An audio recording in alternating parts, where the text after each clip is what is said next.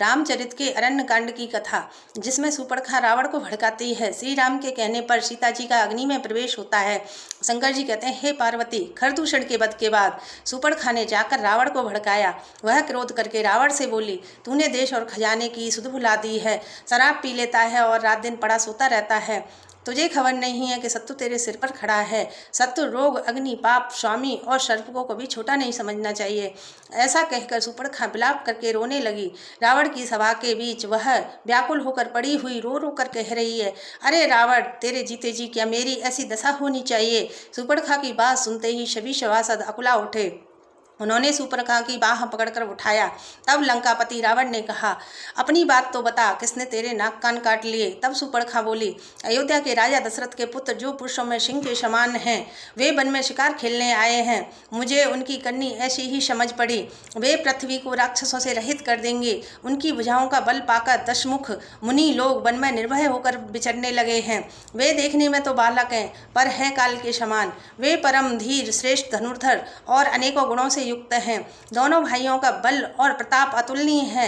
वे दुष्टों का वध करने में लगे हुए हैं और देवता और मुनियों को सुख देने वाले हैं। वे शोभा के दाम हैं। राम, ऐसा उनका नाम है।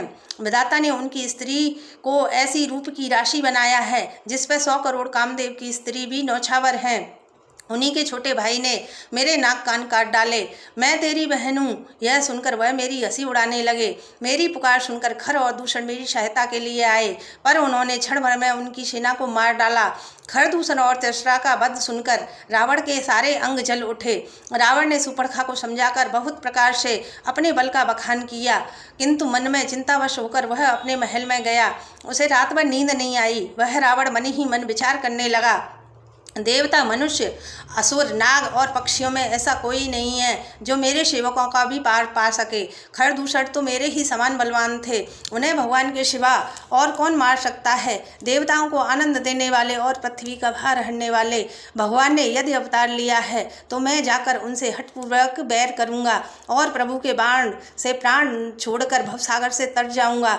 इस तामस शरीर से भजन तो होगा नहीं। अतः मन, क्रम, वचन से यही दृढ़ निश्चय है कि यदि वे मनुष्य रूप में कोई राजकुमार होंगे तो उन दोनों को रण में जीतकर उनकी स्त्री को हर लूंगा। यों विचार कर रावण रथ पर चढ़कर अकेला ही वहां चला जहां समुद्र के तट पर मारीच रहता था। शंकर जी कहते हैं, हे पार्वती, जहाँ श्री राम जी ने ऐसी युक्ति रची वह कथा सुनो। लक्ष्मण जी जब कंदमूल फल लेने गए तब अकेले में श्री राम जी सीता जी से हंसकर बोले, हे प्रिय, पतिव्रत धर्म का पालन करने वाली सुशीले, सुनो, अब मैं कुछ मनोहर मनुष्य लीला करूँगा। इसलिए जब तक मैं राक्षसों का नाश करूँ तब तक तुम अग्नि में निवास करो। श्री राम ने ज्यों ही सीता जी को सब समझाकर कहा, त्यों ही सीता जी प्रभु के चरणों को हृदय में रखकर अग्नि में समा गई। सीता जी ने अपनी छाया मूर्ति वहां रख दी, जो उनके जैसी ही शील, स्वभाव और रूप वाली तथा वैसे ही विनम्र थी। भगवान ने जो लीला रची इसका रहस्य तो लक्ष्मण जी ने भी नहीं जाना। स्वार्थ परायण और नीच रावण वहां गया जहां मारीच था और उसको सिर नवाया। यदि आपको मेरी रामचरितमानस के अरण्य कांड की कथा अच्छी लगे तो लाइक और कमेंट करें। जय श्री राम। श्री शिवाय नमस्तुभ्यं।